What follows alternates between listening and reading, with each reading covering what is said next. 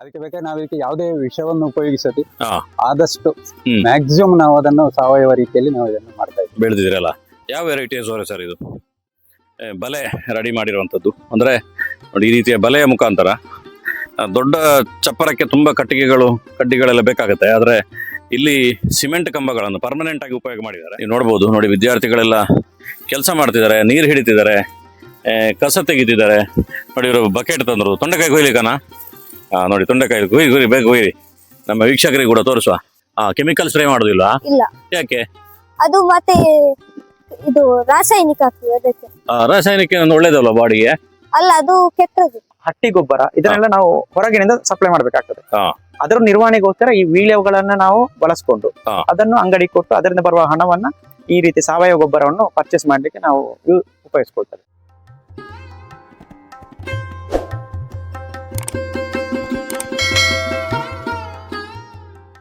ಸಂಪೂರ್ಣ ಸಹಜ ಕೃಷಿ ಯೂಟ್ಯೂಬ್ ಚಾನಲ್ನ ಎಲ್ಲ ವೀಕ್ಷಕರಿಗೂ ನಮಸ್ಕಾರ. ನಾನು ಶಿವಪ್ರಸಾದ್ ಮಲೆಬೆಟ್ಟು. ನಾನಿವತ್ತು ದಕ್ಷಿಣ ಕನ್ನಡ ಜಿಲ್ಲೆಯ ಸುಳ್ಯ ತಾಲೂಕಿನ ಬಾಳಿಲ ಗ್ರಾಮದಲ್ಲಿದ್ದೇನೆ. ವಿದ್ಯಾಬೋಧಿನಿ ವಿದ್ಯಾಸಂಸ್ಥೆಗಳ ಒಂದು ವಿದ್ಯಾಸಂಸ್ಥೆಯಲ್ಲಿದ್ದೇನೆ. ಅದರ ಪ್ರಾಥಮಿಕ ಶಾಲೆಯ ಒಂದು ಕೈತೋಟದಲ್ಲಿದ್ದೇನೆ. ಒಂದು ವಾರದ ಹಿಂದೆ ಒಂದು ಹೂವಿನ ತೋಟದ ಬಗ್ಗೆ ಸುಂದರವಾಗಿರುವಂಥ ಒಂದು ವಿಡಿಯೋ ಮಾಡಿದ್ದೆ. ಅಲ್ಲಿ ಮಲ್ಲಿಗೆ ಕೃಷಿಯನ್ನು ಕೂಡ ಮಾಡ್ತಾರೆ. ಆದರೆ ಇವರದ್ದು ತರಕಾರಿ ಕೈತೋಟವನ್ನು ಅಲ್ಲಿ ಉಲ್ಲೇಖ ಮಾಡಿದರು. ಆದರೆ ಆ ಟೈಮಲ್ಲಿ ಟೈಮ್ ಹೆಚ್ಚಾಗದೆ ತೋರ್ಸೋಕ್ಕಾಗಿಲ್ಲ. ಇವತ್ತು ನಾನು ನಿಮಗೆ ತೋರಿಸ್ತಿದ್ದೇನೆ. ನೋಡಿ, ಇಲ್ಲಿ ಬೆಳೆದಿರುವಂಥದ್ದು ಆ್ಯಪಲ್ ಸೋರೆಕಾಯಿ. ಸಾಧಾರಣ ಯಾವ ಕೃಷಿಕರಿಗೂ ಕೂಡ ಕಡಿಮೆ ಅಲ್ಲದ ರೀತಿಯಲ್ಲಿ ಸಾವಯವ ವಿಧಾನದಲ್ಲಿ ಬೆಳೆಯುವಂಥದ್ದು ತುಂಬ ಇಂಪಾರ್ಟೆಂಟ್ ಆಗುತ್ತೆ. ಆ ರೀತಿಯ ಒಂದು ತರಕಾರಿ ತೋಟದಲ್ಲಿದ್ದಾನೆ. ಯಾವ್ಯಾವ ತರಕಾರಿಗಳನ್ನು ಬೆಳೆದಿದ್ದಾರೆ ಮತ್ತು ವಿದ್ಯಾರ್ಥಿಗಳೇ ಅತ್ಯುತ್ತಮವಾಗಿ ಇದರ ಬಗ್ಗೆ ನಿಮಗೆ ವಿವರಿಸುವಂಥ ಒಂದು ಪ್ರಯತ್ನವನ್ನು ಮಾಡ್ತಾರೆ.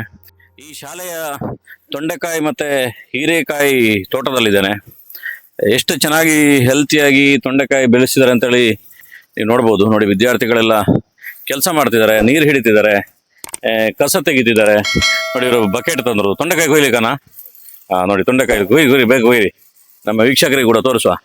ನಮ್ಮ ಜೊತೆ ವಿಜಯ ಸೂರ್ಯ ಇದ್ದಾರೆ. ವಿಜಯ ಸೂರ್ಯ ಎಷ್ಟನೇ ಕ್ಲಾಸು? ನಾನು 6ನೇ ಕ್ಲಾಸ್. ಹೇಗೆ ಆಗ್ತದೆ ಕೃಷಿ ಕೆಲಸ ಎಲ್ಲ? ಚೆನ್ನಾಗ್ತದೆ. ಏನಿದೆ ಹೀರೆ ಅಲ್ಲ? ಹೀರೆ ಮತ್ತು ತೊಂಡೆಕಾಯಿ. ಎಷ್ಟು ಟೈಮ್ ಆಯ್ತು ಈ ತೋಟಕ್ಕೆ? 2 ತಿಂಗಳು. 2 ತಿಂಗಳು. 2 ತಿಂಗಳಲ್ಲಿ ಸಿಗ್ತಾ ಇದೆಯಾ ಪ್ರತಿನಿತ್ಯ? ಸಿಗ್ತದೆ. ನಿಮ್ಮ ಬಿಸಿ ಊಟಕ್ಕೆಲ್ಲ ಇದೇ ಉಪಯೋಗ ಮಾಡ್ತೀರಾ? ಹೌದು. ಈಗ ಇದನ್ನು ನೆಡುವಾಗ ಇದಕ್ಕೆ ಏನೇನು ಗೊಬ್ಬರಗಳನ್ನು ಹಾಕ್ತೀರಿ? ನಡುವಾಗ ಸೊಪ್ಪು, ಹಾ, ಆಮೇಲೆ ಸೆಗಣಿಯ ಹುಡಿ, ಹಾ. ಅದನ್ನ ಹಾಕಿ ನಟ್ಟಿದ್ವಿ. ಹೌದಾ? ಎಲ್ಲಿಂದ ತಂದದ್ದು ಸಗಣಿ ಹುಡಿ ಎಲ್ಲ? ಅದು ನಮಗೆ ಸರ್ ತಂದು ಕೊಡ್ತಾರೆ, ಅದನ್ನ ಹಾಕುದು ನಾವು. ನೀವೇ ಕೆಲಸ ಮಾಡ್ತೀರಾ? ಹೌದು. ಒಂದ್ ದಿನಕ್ಕೆ ಎಷ್ಟು ಗಂಟೆ ಕೆಲಸ ಮಾಡ್ತೀರಿ? 1 ಗಂಟೆ.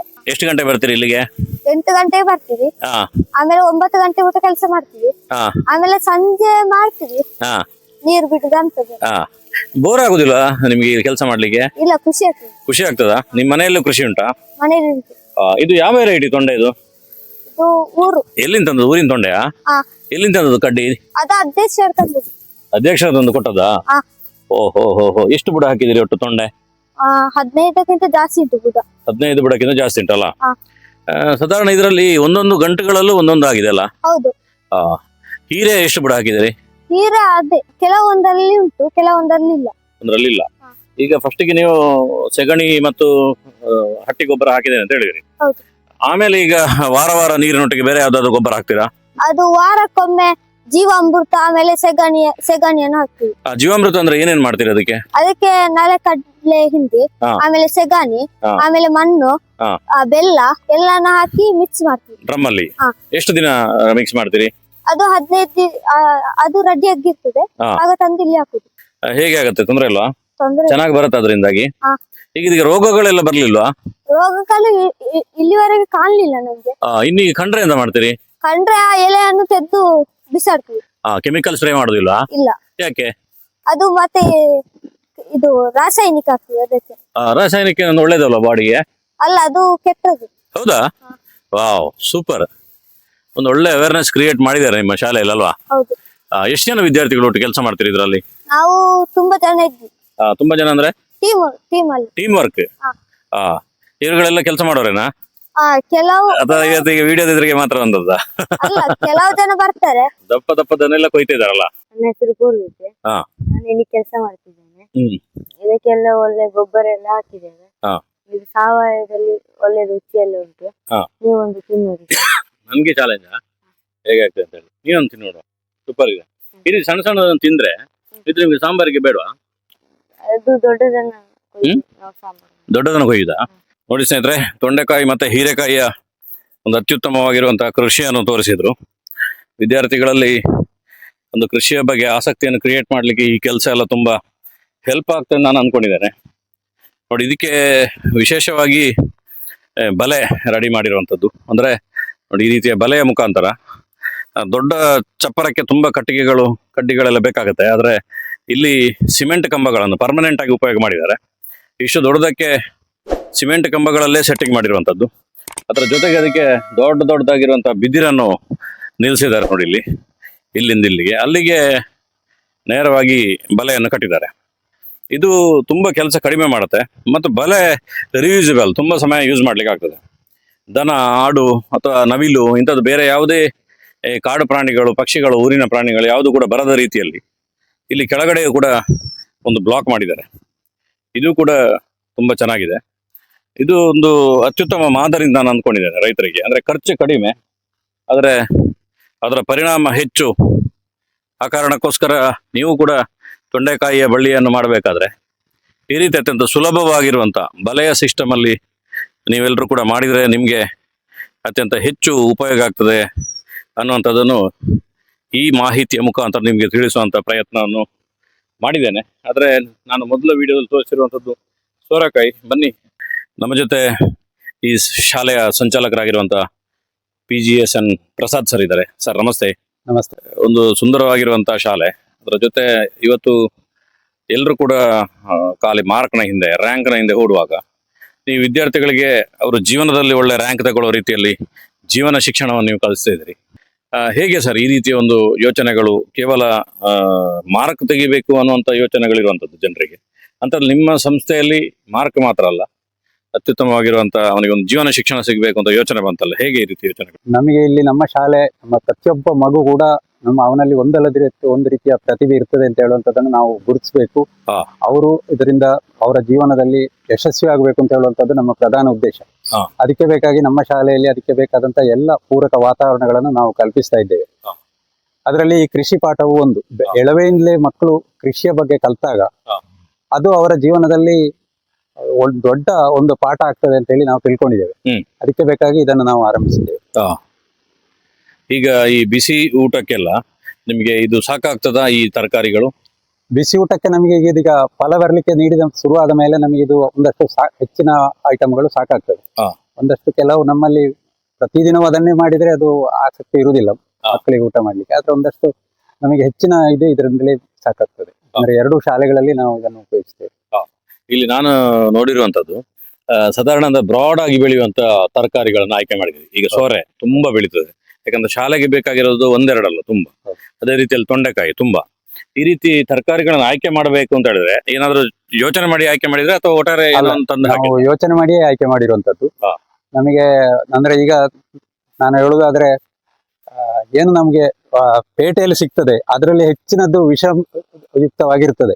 ನಮ್ಗೆ ಯಾವುದೇ ಆಹಾರ ನಾವು ತಿನ್ಬೇಕಿದ್ರೆ ನಾವು ವಿಷಮುಕ್ತ ಆಹಾರ ತಿನ್ಬೇಕು ಅಂತ ಹೇಳುವಂತದ್ದು ಕೂಡ, ನಾವು ಮಕ್ಕಳಿಗೆ ಪಾಠ ಆಗ್ಬೇಕು ಅಂತ ಹೇಳುವಂತದ್ದು ಕೂಡ ಇದರ ಹಿಂದೆ ಇರುವಂತಹ ಕಲ್ಪನೆ ನಮ್ಗೆ. ಅದಕ್ಕೆ ಬೇಕಾದ್ರೆ ನಾವು ಇದಕ್ಕೆ ಯಾವುದೇ ವಿಷವನ್ನು ಉಪಯೋಗಿಸದೆ ಆದಷ್ಟು ಮ್ಯಾಕ್ಸಿಮಮ್ ನಾವು ಅದನ್ನು ಸಾವಯವ ರೀತಿಯಲ್ಲಿ ನಾವು ಇದನ್ನು ಮಾಡ್ತಾ ಇದ್ದೀವಿ. ಬೆಳೆದಿದ್ರಲ್ಲ, ಯಾವ ವೆರೈಟಿ ಸೋರೆ ಸರ್ ಇದು? ಆಪಲ್ ಸೋರೆ ಅಂತ ಹೇಳಿ ಹೇಳ್ತಾರೆ. ಇದು ಅಂದ್ರೆ ಆಪಲ್ ನ ಗಾತ್ರದಲ್ಲಿ ಇದೆ. ಆಪಲ್ ನ ಗಾತ್ರವಲ್ಲ, ಅದಕ್ಕಿಂತಲೂ ದೊಡ್ಡ ಸೈಜ್ ಬರ್ತದೆ. ಅಲ್ಲ ಅದ್ರ ನೋಡುವಾಗ ಸ್ವಲ್ಪ ಆಪಲ್ ನ ಟೈಪ್ ಅಲ್ಲಿ ಚಟ್ಟೆ ಸ್ವಲ್ಪ ದೊಡ್ಡ ಗಾತ್ರದ ಇದು ಬರ್ತದೆ. ಜನರಿಗೆ ಕೃಷಿ ಬಗ್ಗೆ ತುಂಬಾ ಕಡಿಮೆ ಗೊತ್ತಿರುವಂತದ್ದು. ನನ್ನ ಹತ್ರ ಈ ತರಕಾರಿ ಬೀಜಗಳಲ್ಲಿ ಇರ್ತದೆ ಒಂದು 60 ವೆರೈಟಿ. ಅದ್ರಲ್ಲಿ ನಾನೊಂದು ಆಪಲ್ ಸೋರೆ ಅಂತ ಇದರದ್ದು ಬೀಜದ್ದು ನಾನು ಹಾಕಿದ್ದೇನೆ ಕ್ಯಾಟ್ಲಾಗ್. ಹಾಗೆ ನಾನು ಒಬ್ಬರಿಗೆ ಬೀಜವನ್ನು ಕಳಿಸಿದೆ. ಅವ್ರ ಮನೆಯಲ್ಲಿ ಸೋರೆಕಾಯಿ ಆಯ್ತು. ಅವ್ರದ್ದು ನಂಗೆ ಒಂದ್ಸಲ ಫೋನ್ ಮಾಡಿ ಕಂಪ್ಲೇಂಟ್, ಸರ್ ನೀವು ಆಪಲ್ ಸೋರೆ ಅಂತ ಕಳಿಸಿದ್ರಿ, ಅದು ಆಪಲ್ ಸೋರೆ ಆಗಿಲ್ಲ ಅಂತ ಹೇಳಿ. ನಾನು ಹಾಗಾದ್ರೆ ಫೋಟೋ ಕಳಿಸಿ ಅಂತ ಹೇಳಿದೆ. ಇದೇ ರೀತಿಯ ಫೋಟೋಗಳು ಬಂತು ನಂಗೆ. ಯಾಕೆ ಆಪಲ್ ಸೋರೆ ಆಗಿದೆ ಅಲ್ಲ ಅಂತ. ಟೇಸ್ಟ್ ಇಲ್ಲ ಸರ್ ಅದು ಆಪಲ್ ಟೈಪ್ ಅಲ್ಲಿ ಅಂತ. ಅಂದ್ರೆ ಅವ್ರು ಏನ್ ಅನ್ಕೊಂಡಿದ್ದಾರೆ ಅಂದ್ರೆ ಆಪಲ್ ನ ತರದ ಇದ್ರೆ ಮಾತ್ರ ಅದು ಜನರದ ಮನಸ್ಥಿತಿಗಳು ಹಾಗಿರ್ತವೆ ಅಂತ ಹೇಳಿ, ರುಚಿಯೇ ಆಪಲ್ ಆಗಿರ್ತದೆ ಅಂತ ಅವ್ರು ಅನ್ಕೊಂಡ್ಬಿಟ್ಟಿದ್ದಾರೆ. ಆದ್ರೆ ಅದು ಹಾಗೆ ಇರುವುದಿಲ್ಲ ಅನ್ನುವಂಥದ್ದು ಇವತ್ತು ನಮ್ಗೆಲ್ರಿಗೂ ಕೂಡ, ಅಂದ್ರೆ ವಿದ್ಯಾರ್ಥಿಗಳಿಗೆ ಸಣ್ಣ ವಯಸ್ಸಲ್ಲಿ ಇದು ಕಲಿಸೋದ್ರಿಂದಾಗಿ ಅವರಿಗೆ ಒಂದು ತುಂಬಾ ಇದನ್ನು ನಿಮ್ಗೆ ಯಾವುದೇ ಯೂನಿವರ್ಸಿಟಿಗಳಲ್ಲಿ ಕಲ್ಸಕ್ಕಾಗಲ್ಲ. ನೆಕ್ಸ್ಟ್ಗೆ ಇವರಿಗೆ ದೊಡ್ಡದಾಗಿ ಯಾವ್ದೋ ಸಂಸ್ಥೆಗೆ ಹೋಗಿ ಕೆಲ್ಸಕ್ಕೆ ಸೇರ್ಕೋತಾರೆ, ಅಲ್ಲಿ ಕಲ್ಸಕ್ಕಾಗಲ್ಲ.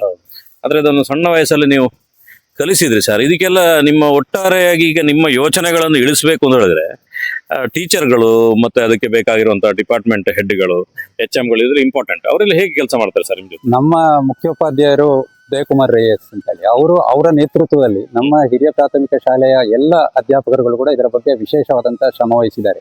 ಮಕ್ಕಳಿಗೆ ಇದನ್ನ ಹೇಳಿಕೊಡುವ ನಿಟ್ಟಿನಲ್ಲಿ. ಹಾಗೆ ನಮ್ಮ ಎರಡೂ ಶಾಲೆಗಳ SDMC ಅಧ್ಯಕ್ಷರುಗಳು ಕೂಡ ಇದರ ಹಿಂದೆ ತುಂಬಾ ಅವರದ್ದು ಪ್ರಯತ್ನ ಇದೆ.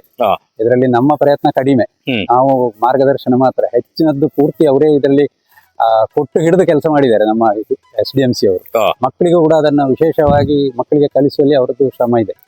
ಹಾಗೆ ಅಧ್ಯಾಪಕರುಗಳ ಶ್ರಮವನ್ನು ನಾನು ಈ ಶಾಲೆಯ ಹಿರಿಯ ವಿದ್ಯಾರ್ಥಿ ಆಗಿದ್ದುಕೊಂಡು ಈ ಶಾಲೆಯ ಸಂಚಾಲಕನಾಗಿದ್ದುಕೊಂಡು ನಾನು ಈ ಸಂದರ್ಭದಲ್ಲಿ ಅವರೆಲ್ಲರನ್ನು ಕೂಡ ಈ ಸಂದರ್ಭದಲ್ಲಿ ವಿಶೇಷವಾದಂತಹ ಅಭಿನಂದನೆಗಳನ್ನ ಸಲ್ಲಿಸ್ತೇನೆ. ಸ್ನೇಹಿತರೆ, ಶಾಲೆಯ ಸಂಚಾಲಕರು ಏನನ್ನು ಮಾತಾಡಿದ್ರು ಅದು ಇಲ್ಲಿಯ ವಿದ್ಯಾರ್ಥಿಗಳಲ್ಲಿ ಕಾಣಲಿಕ್ಕೆ ಪ್ರಾರಂಭ ಆಗತ್ತೆ. ಇವರು ನೋಡಿ ಸೋರೆಕಾಯಿ ನೀಡ್ಕೊಂಡೆಲ್ಲ ರೆಡಿ ಇದ್ದಾರೆ. ಎಲ್ಲರಿಗೂ ನಮಸ್ಕಾರ. ನನ್ನ ಹೆಸರು ಅಶ್ವಿನ್, 6ನೇ ತರಗತಿ. ಇದು ನಮ್ಮ ಸೂರ್ಯಕಾಯಿ ತೋಟ. ಹೇಗಿದೆ ಸೋರೆಕಾಯಿ ತೋಟ?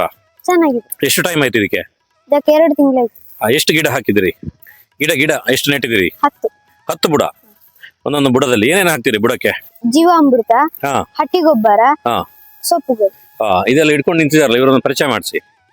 ಇವನ ಹೆಸರು ಪೂರ್ವಿತ್, ಹಾ ಇವನ ಹೆಸರು ಕೌಶಿಕ್, ಹಾ ಇವನ ಹೆಸರು ವಿಜಯ ಸೂರ್ಯ. ಅಲ್ಲಿ ನೀರ್ ಬಿಡ್ತವನ ಹೆಸರು ದರ್ಶಿತ್. ಈಗ ನಾವೆಲ್ಲ ಶಾಲೆಗೆ ಹೋಗುವಾಗೆಲ್ಲ ಈ ತೋಟಗಳಲ್ಲಿ ಇರ್ತಿರ್ಲಿಲ್ಲ. ಶಾಲೆಯಲ್ಲಿ ಗುಡಿಸುವ ಕೆಲಸ ಇರ್ತಿತ್ತು. ಏನ್ ಹೇಳಿ, ಕ್ಲಾಸ್ ರೂಮ್ ಗುಡಿಸೋದು. ಅದಕ್ಕೆ ನಮ್ಗೆ ಗಲಾಟೆ ಆಗ್ತಿತ್ತು, ಅವಾಗ ಗುಡಿಸ್ಲಿಲ್ಲ ಇವಾಗ ಗುಡಿಸ್ಲಿಲ್ಲ ಅಂತ ಅಲ್ಲ. ನಿಮ್ಗೆ ಯಾವ ರೀತಿ ಗಲಾಟೆ ಆಗ್ತದೆ ಶಾಲೆಯಲ್ಲಿ ಕೆಲಸ ಮಾಡುವಾಗ? ಇಲ್ಲ, ಎಲ್ಲ ಖುಷಿಯಾಗಿ ಕೆಲಸ ಮಾಡ್ತೀರಾ? ಸ್ನೇಹಿತರೆ, ಶಾಲೆಯ ಸುತ್ತಮುತ್ತ ಇರುವಂತ ಬೇರೆ ಬೇರೆ ಜಾಗಗಳು ನೋಡಿ. ಇದರಲ್ಲಿ ಏನು ಅಂತ ಹೇಳಿದ್ರೆ, ಇಲ್ಲಿ ಬಿದಿರನ್ನೇ ಉಪಯೋಗಿಸಿರುವಂತದ್ದು. ಒಂದು ರೀತಿಯಲ್ಲಿ ಲಿಂಕಿನ ಬಿದಿರು ತೋರದ ರೀತಿಯಲ್ಲಿ ಕಾಣ್ತದೆ. ಪೂರ್ತಿ ಬಿದಿರನ್ನೇ ಉಪಯೋಗಿಸಿರುವಂತದ್ದು. ಅಲ್ಲಿಂದ ಅಲ್ಲಿಗೆ ವೈರ್ಗಳನ್ನು ಸಟ್ ಮಾಡಿ ಇದಕ್ಕೆ ಮಾಡಿರುವಂಥದ್ದು. ಅಂದ್ರೆ ಅತ್ಯಂತ ಕಡಿಮೆ ಖರ್ಚಲ್ಲಿ ಮಾಡುವಂಥದ್ದು. ಇಲ್ಲಿ ಬಲೆಯನ್ನು ಹಾಕಿದ್ದಾರೆ, ಪ್ರಾಣಿಗಳೆಲ್ಲ ಬರಬಾರ್ದು ಅಂತ ಹೇಳಿ. ಇದು ಕೂಡ ಒಂದು ರೀತಿಯಲ್ಲಿ ಅತ್ಯುತ್ತಮವಾಗಿರುವಂತಹ ಒಂದು ಮಾದರಿ ತೋಟವನ್ನು ಅಂದ್ಕೊಂಡಿದ್ದೇನೆ. ನಿಮ್ಗೆ ಇಲ್ಲಿ ಇನ್ನೊಂದು ಸಂಗತಿ ಅಂತ ತೋರಿಸ, ಒಂದು ಸಣ್ಣ ಜಾಗದಲ್ಲಿ ಸೂಪರ್ ಆಗಿ ಬಸಳೆ ಕೃಷಿಯನ್ನು ಮಾಡಿದ್ದಾರೆ. ಇದು ಶಾಲೆಯ ಹಳೆಯ ಕಟ್ಟಡ. ಇದು ನೋಡಿ, ಎಲ್ಲ ಸೆಕ್ಯೂರಿಟಿ ಅವರು ನಿಂತಿದ್ದಾರೆ ನೋಡಿ. ನಮಸ್ತೆ ನಮಸ್ತೆ. ನೋಡಿ, ಅಂದ್ರೆ ಸಣ್ಣ ಸಣ್ಣ ಜಾಗಗಳನ್ನು ಹುಡುಕಿ ಗುರುತಿಸಿ ಕೃಷಿಯನ್ನು ಮಾಡಿದ್ದಾರೆ. ಸೂಪರ್ ಆಗಿರುವಂಥ ಪ್ಲಾನಿಂಗ್ ನೋಡಿ. ಬಸಳೆ ಕೂಡ ಶಾಲೆಯ ಅಕ್ಕಪಕ್ಕದಲ್ಲಿ ಸಿಗುವಂತ ಕಡ್ಡಿಗಳನ್ನು ಉಪಯೋಗಿಸಿ ಮಾಡಿರುವಂತ. ಎಲ್ರಿಗೂ ನಮಸ್ಕಾರ.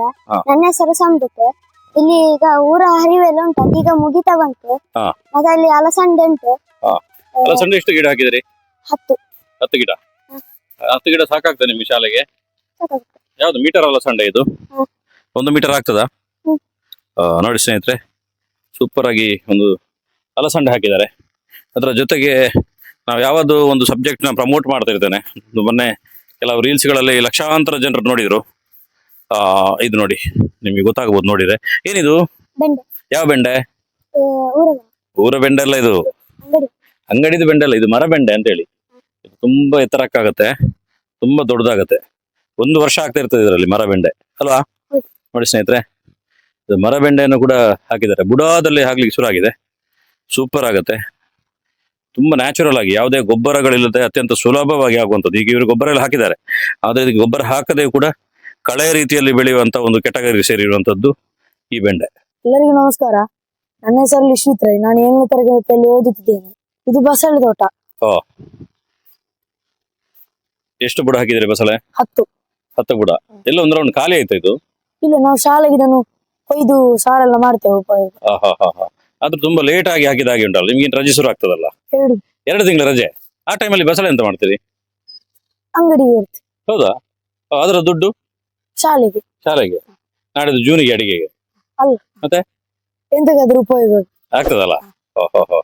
ಇದು ಯಾವ್ದೊಂದು ಸ್ಪೆಷಲ್ ವೆರೈಟಿ ಇದೆ ಅಲ್ಲ, ಇದು ಯಾವ್ದು? ಅದು ಮಕ್ಕಳಿಗೆ ನೋಡ್ಲಿಕ್ಕೆ ಮಾತ್ರ. ಕೆಂಪು ಮಕ್ಕಳಿಗೆ ಅಂದ್ರೆ ನಿಮ್ಗೆ ಅಲ್ವಾ? ನಮಗೇನಿಲ್ಲ ನೋಡ್ಲಿಕ್ಕೆ. ನಿಮ್ಗೆಲ್ಲ ನೋಡ್ಲಿಕ್ಕೆ ಬಸಳೆ ಅಲ್ಲ. ದುಂಪ ಎಲ್ಲ ನೀವೇ ಹಾಕಿದ? ಎಲ್ಲಿಂದ ಎತ್ಕೊಂಡ್ಬಂದ್ರಿ ಇಷ್ಟೆಲ್ಲ ಕಡ್ಡಿಗಳನ್ನು? ಇಲ್ಲಿ ಸುತ್ತಮುತ್ತದಲ್ಲಿ. ನಿಮ್ದೇ ಶಾಲೆಯಲ್ಲಿ ಉಂಟಾ? ಜಾಗ ಎಲ್ಲ ಉಂಟಾ? ಇದೆಲ್ಲ ಹಾಕ್ಲಿಕ್ಕೆ ನಿಮ್ಗೆ ಐಡಿಯಾ ಯಾರು ಕೊಡುದು?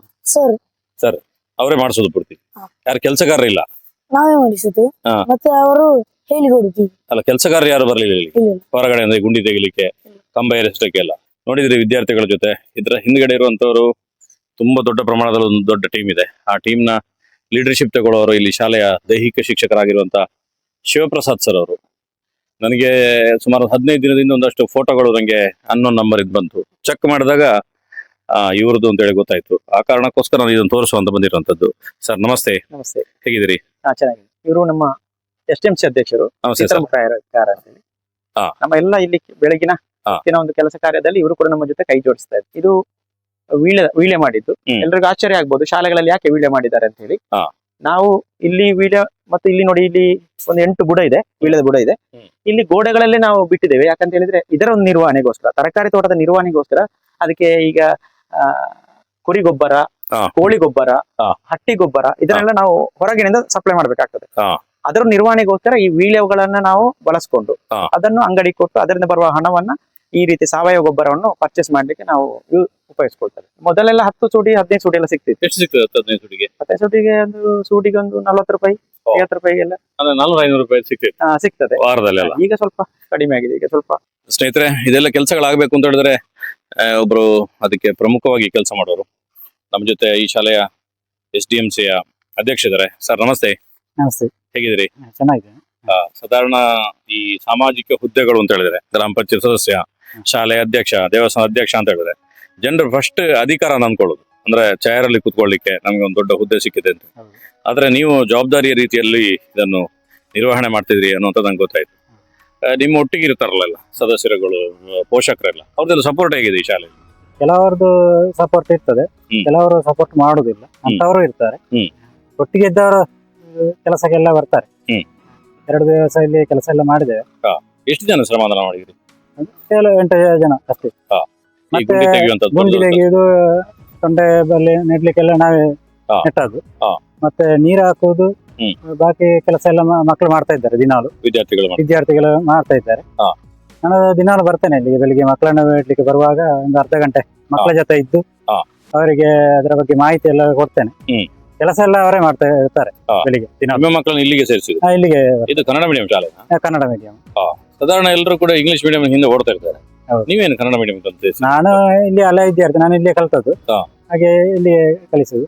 ಹತ್ತಿರವಾಗ್ತದೆ ಸ್ವಲ್ಪ. ಶಿಕ್ಷಣದ ಜೊತೆಗೆ ಕೃಷಿಯ ಕೆಲಸ ಸ್ವಲ್ಪ ಮಕ್ಕಳಿಗೆ ತಿಳುವಳಿಕೆಗೆ ಬೇಕಾಗಿ ಇಲ್ಲಿ ಮಾಡ್ತಾ ಇದ್ದೇವೆ. ಓಕೆ ಸರ್, ಒಂದು ಅಮೂಲ್ಯವಾಗಿರೋ ಸಮಯವನ್ನು ಕೊಟ್ಟಿದ್ರಿ. ಅದರ ಜೊತೆಗೆ ಜನರಿಗೆ ಒಂದು ತಿಳಿಸುವಂತ ದಿನಕ್ಕೆ ಅಂತ ಯಾವುದೋ ಪ್ರಚಾರಕ್ಕೆ ಅಥವಾ ನಿಮ್ದು ಯಾವ್ದು ಶಾಲೆಯನ್ನು ಹೊರಗಡೆ ಸಮಾಜಕ್ಕೆ ತೋರಿಸಿ ನಮ್ದೇನು ದೊಡ್ಡದನ್ನು ತೋರಿಸ್ಲಿಕ್ಕೆ ಅಂತಲ್ಲ, ಇದು ಜನರಿಗೆ ಒಂದಷ್ಟು ಇನ್ಸ್ಪೈರ್ ಆಗ್ಬೇಕು ಅಂತ. ಶಾಲೆಗಳಲ್ಲಿ ಪಾಲು ಬಿದ್ದ ಜಾಗಗಳಿಗೆ ಆಸಕ್ತಿ ಇರ್ತದೆ, ಎಲ್ಲವೂ ಇರ್ತದೆ. ಆದ್ರೆ ಮಾಡ್ಲಿಕ್ಕೆ ಒಬ್ಬ ಮಾಡಿಸುವವರು ಯಾರು ಅಂತವ್ರು ಎಲ್ರಿಗೂ ಕೂಡ ಒಂದು ಆಸಕ್ತಿ ಹೆಚ್ಚಾಗ್ಲಿ, ಎಲ್ರಿಗೂ ಕೂಡ ಒಂದು ಪ್ರೇರಣೆ ಆಗ್ಲಿ, 10 ತೋಟಗಳು ಹೆಚ್ಚಾಗಲಿ ಈ ತರಕಾರಿ ತೋಟವನ್ನು ನೋಡಿ ಅನ್ನುವಂತ ಕಾರಣಕ್ಕೋಸ್ಕರ ನಾವು ಈ ರೀತಿ ಕಂಟೆಂಟ್ ಅನ್ನು ಮಾಡುವಂತ. ಹಾಗೆ ನಮಗೆ ನಿಮ್ಮ ಇಡೀ ಟೀಮನ್ನು, ಶಾಲೆ ಮೇಷ್ಟ್ರುಗಳು, ಅವರು ಇವರನ್ನೆಲ್ಲ ಸೇರಿಸಿ ಅಮೂಲ್ಯವಾಗಿರುವಂತಹ ಒಂದು ಸಮಯವನ್ನು ಕೊಟ್ಟಿದ್ದೀರಿ. ನಿಮಗೆ ಧನ್ಯವಾದಗಳು ಸರ್.